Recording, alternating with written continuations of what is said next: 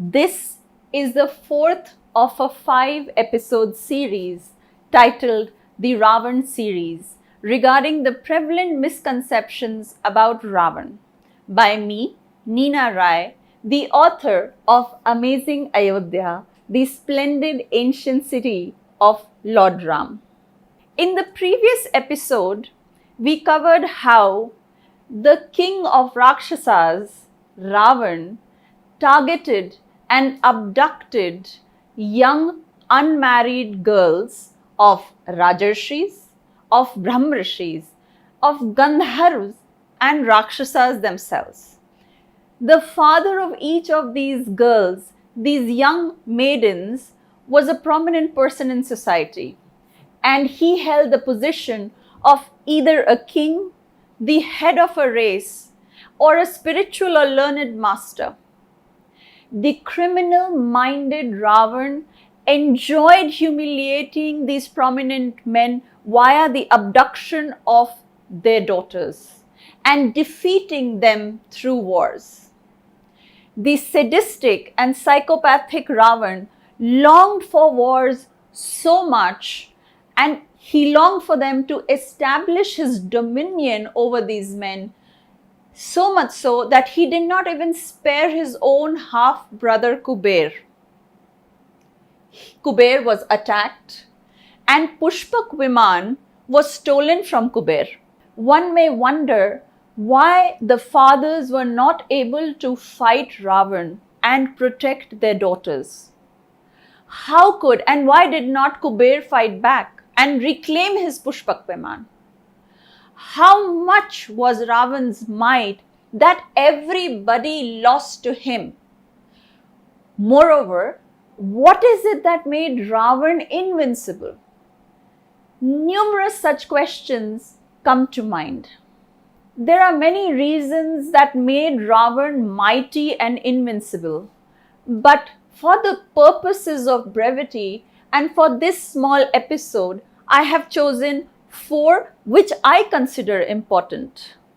The first reason is his own personal strength and might. The king of Rakshasas, their head, the mighty Ravana, was endowed with a massive physique and stupendous strength. He was very tall with numerous heads and hands.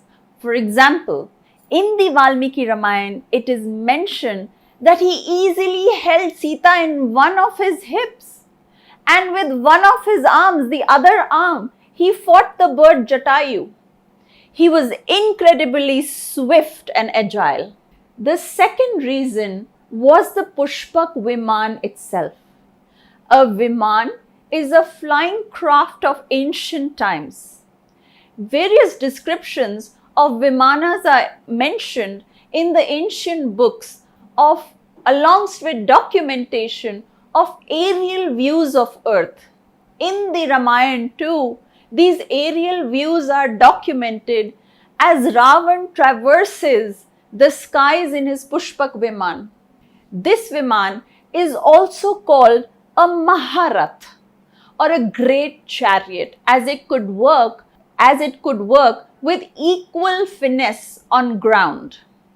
And it was also configured with a system that could take you to your destination by thought itself, very much like today's GPS system, which enables us and guides us to reach our destination with just simple voice commands.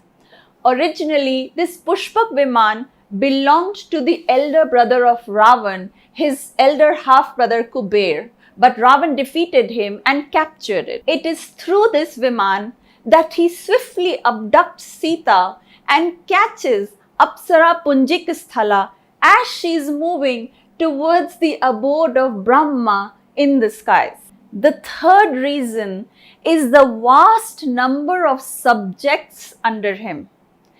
The Valmiki Ramayana states that the mighty king Ravana ruled more than 32 crore able-bodied Rakshasas. This is clearly specified in the shlokas of Aranyakand, Sarg 55, when Ravana, smitten by the beautiful Sita is trying to impress her by showing his might.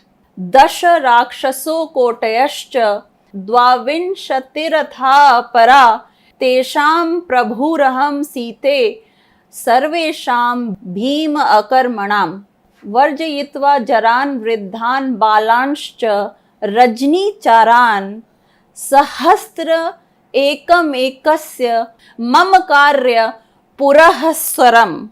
In English, this shlok translates to, O Sita, including the night walkers who are infirm, old and are children, the Rakshasas are 10 plus 22 crore.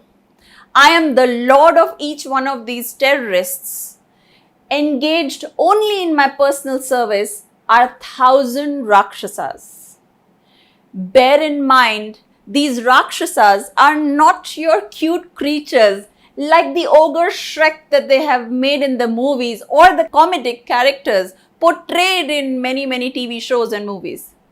Instead, they're actually blood-curdling and hair-raising monsters who are cannibalistic in nature. They are terrorists because they are constantly engaged in terrible deeds. They love to terrorize humans and they feast on human flesh. Because they were energetic and active during night, they're also called night walkers or Rajni Charan in Sanskrit. That means somebody who walks at night. In the first episode of the series, it is mentioned that the word Rakshas in Sanskrit is defined as something to be guarded or warded off, to be guarded against, a malignant, nocturnal, man-eating giant or demon. In other words, they hunt and they prey on humans and they need to be warded off and protected against. The king of all these Rakshasas, Ravana, is a personification of these grisly characteristics. After Ravana talks of his might as an emperor, he further asks Sita to be his chief queen or Patrani amongst the 1,000 wives he already has. By accepting him as her husband, Sita could be the supreme queen or empress. The concept of Patrani is explained in my book Amazing Ayodhya on page 143 and later in the chapter 23. The fourth reason is the design and location of Sri Lanka. The design and location of a district is extremely important to protect itself from enemies.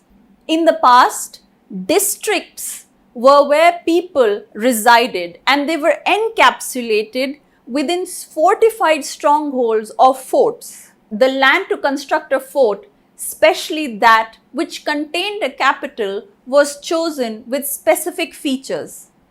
From Chanakya in his Arthashastra to numerous other sages who preceded him, all advocate defensive fortification of four types. Amongst those, one of these types of fortification is called the Odak. It is fortified by water and low grounds. This type of water fortified fort was the preferred choice for emperors and kings. Examples of Odak fortifications were Lanka and Ayodhya. Both of these served as mighty capitals, one for humans and the other for Rakshasas. Lanka was an island surrounded with waters of the sea, and Ayodhya was constructed with a low ground or a moat filled with waters of Sarayu river, making it an island itself. The above concept is explained briefly on page 36 and in detail in part 3 of my book Amazing Ayodhya. Water fortified forts were considered impregnable as they were constructed keeping in mind the Chaturangi Sena or the four-limbed armies of the past. Of these armies, 3 limbs comprised of animals and only 1 infantry. Since it is difficult for animals to cross large bodies of water, the Odak fortifications were considered the best. Chaturangi Sena, its formations, its strength, and many other aspects of ancient armies are described in depth in chapters 22 and 23 of my book. Once you will read them, you'll understand why this was that made Lanka an extremely big and powerful district. Based on these factors, Ravana also considers Lanka to be invulnerable and boasts about it in 4 shlokas after the above quoted shlok. Parikshipta samudren lankeyam shatayojana neyam dharshayitum shakya sendrairapi surasuraiha. In English, this shlok translates to, this Lanka, extending to 1,000 yojan and surrounded by the sea, is vulnerable to attacks neither by the king of gods Indra or all of the gods and demons combined, the Dev and the Asur.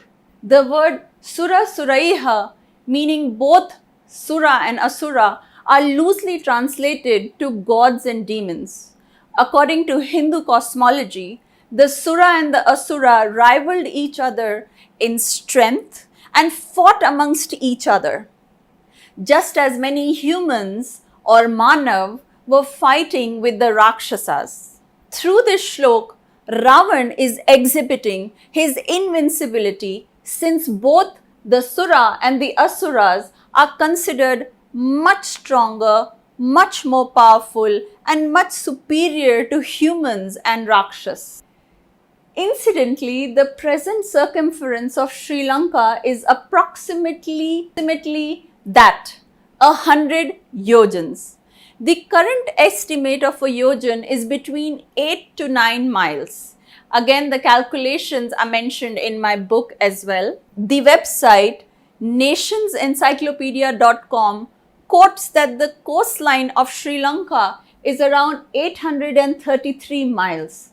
By dividing from 8, we get 104 yojan, and from 9 we get 92.5 yojan. It is unsure how much of the coastline of Sri Lanka was lost in tsunamis and due to other erosions over time, but even today, the total size which Ravana mentions is approximately the same. And here is the map of Sri Lanka. Amusingly enough, the population of the United States of America today is estimated at 33 crores on 1st January 2022. This was done by their own Census Bureau.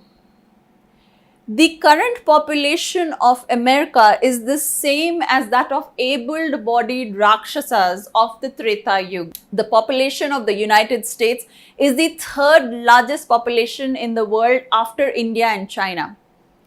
Here it must be noted that all the Rakshasas did not live in Lanka and were spread across different parts of earth, including places like Dandakaranya, where Prabhu Ram and Sita ji lived while they were in exile. Bizarrely, America, comprising of 33 crore citizens, is the most powerful country of Kali Yuga. And in Treta Yuga, with 32 crore able-bodied citizens, it was the race of the Rakshasas with Ravana as their king, which was the most powerful. A combination of these 4 factors and many boons and also other reasons made Ravana a very mighty and invincible emperor, emboldening him to abduct any maiden as he pleased. He remained unchallenged in his criminal acts till he abducted Devi Sita and in return was defeated by Prabhu Ram. Jai tu Ram, Jai tu Dharma. This concludes our 4th episode. In the next and the last episode of the Ravana series is Shurpankha, the real reason, we will find out whose idea was it to abduct Sita. Stay tuned till the last episode and do not forget and remember to subscribe to this channel, like and share this video. Thank you. Jai Shri Ram.